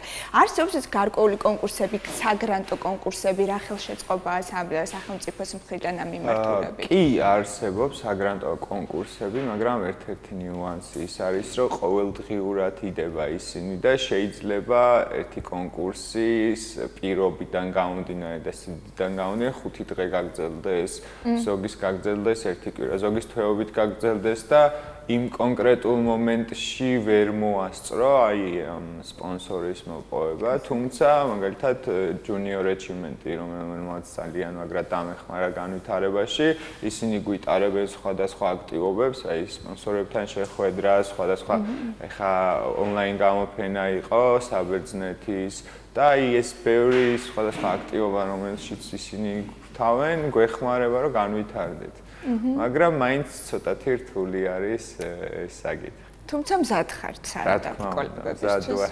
რა ძალიან სასიამოვნოა. სპონსორები გამომიჩნდეს. კი ბატონო, და არასდროს ჩაიქნიოთ ხელი, რაც ყველაზე მნიშვნელოვანია, ხო? იმიტომ რომ ხელოვნების წარმომადგენლები ხშირად ესე ხელს ჩაიქნევენ ხოლმე მაშინ, როცა აღმოაჩენენ, რომ ხელოვნების სხვა სფერო არ არის ისეთი შემოსავლიანი, როგორი მოლოდინებიც აქვთ. ორი ნაბიჯი წინ, ერთი უკან. შენიერი. აი ამ ნოტაზე დავასრულებთ. ძალიან დიდი მადლობა გელა რომ იყავით ჩვენთან ერთად, წარმატებებს გისურვებთ, დროა ჩვენს მაყურებელსაც დაიმშვიდობოთ დროებით.